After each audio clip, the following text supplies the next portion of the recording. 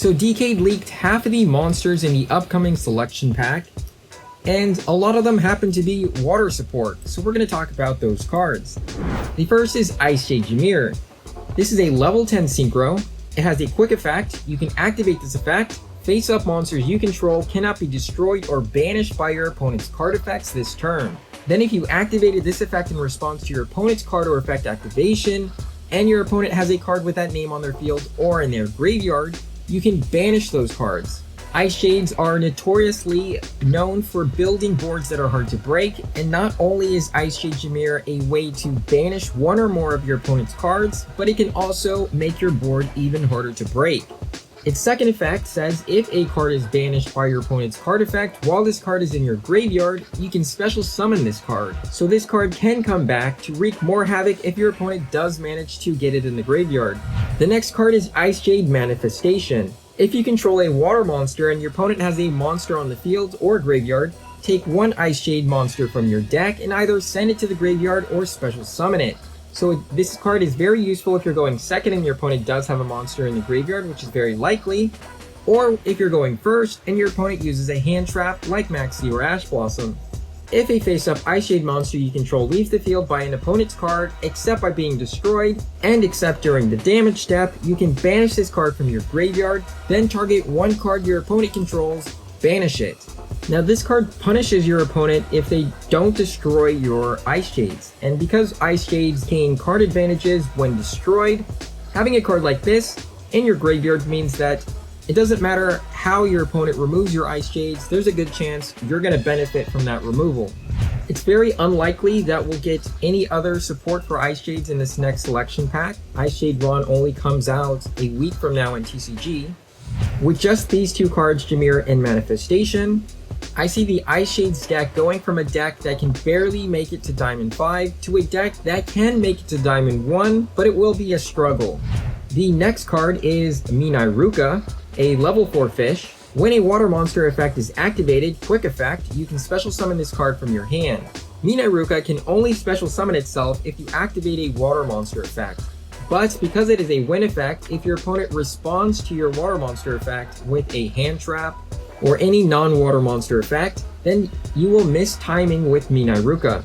So for most water decks, this is not an extender you really want to use. This card's second effect allows you to banish one face-up fish, sea serpent, or aqua monster you control, and then target one face-up card on the field, negate its effects until the end of your opponent's turn. Now this effect is very useful because it can also banish itself and then target a floodgate to negate it, but it's also useful in Ghoti, since Ghoti likes their cards to be banished.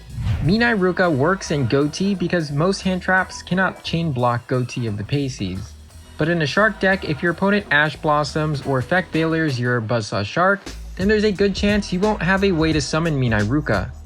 Next up is Infernalqueen Salmon. This is a level 5 fish that, if it's normal or special summon, you can special summon one fish normal monster from your deck, hand, or graveyard. So it's kind of like an Abyss Shark in that it does extend, but it just doesn't special summon itself. So it needs help from other cards to get it on the field.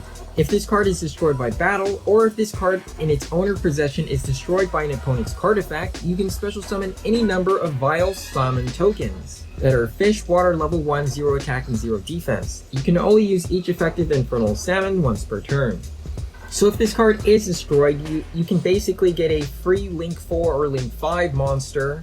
There are two water decks I can see using this card. The first is a rank 5 Sharks deck, which will need Abyss Keeper or Lantern Shark to get it on the field. The other is Yuumi Control, which can use a Legendary Ocean to lower its level so you can normal summon it, or you can use Electric Jellyfish to special summon it. The final card is Worldsea Dragon Zealantis. Now this card is arguably the most competitive card on the list. It's a Link 4 that only requires one effect monster to special summon itself, so you'll need another Link 4. And you can only control one Worldsea Dragon Zealantis. You can only use each of the following effects of Worldsea Dragon Zealantis once per turn. During your main phase, you can banish all monsters on the field, then special summon as many monsters as possible that were banished by this effect to their owner's fields, face up or in face down defense position. Now this effect is pretty broken in Marincess because Marincess can lock themselves into special summoning only water monsters. So if Zealantis banishes all the cards on the field, including your opponent's, then if you're waterlocked, then only the water monsters will come back to the field. And if your opponent has no water monsters, then they will just stay banished. And this is because you are the one special summoning those monsters back to the field. And if you cannot special summon water monsters, you just can't bring them back. Another deck that can abuse this card is Coelacanth and any other deck that has soft once per turn card effects. Zealantis can banish Coelacanth after you've already used its effect, and then you can bring Coelacanth back to use its effect again. Zealantis has a second effect. During the battle phase, quick effect, you can destroy cards on the field up to the number of co-linked monsters on the field. And because Zealantis can reorganize the field, you can make it so Zealantis has as many linked cards as possible. The last card is Moray of Avarice. This card harkens back to the Yugi Boomer card, Moray of Greed. Just like Moray of Greed, it's another variant of Upstart Goblin, since all these cards make you go +0 in card advantages. In the case of Moray of Avarice, you're banishing one fish, sea serpent, or aqua monster you control on the board, and then you're drawing 2 cards. So you're going -2 in cards since you have to count the spell, and then going +2.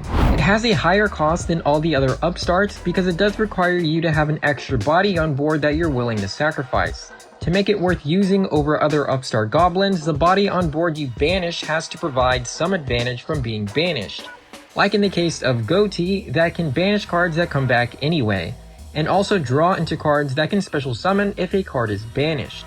Decade plans to release the other half of the selection pack within the next 24 hours, so hopefully we'll get more water support. I've been coping pretty hard for Ghoti for months now, so if you can all join me, light a candle, join hands, and recite the incantation by writing Ghoti in the comments section.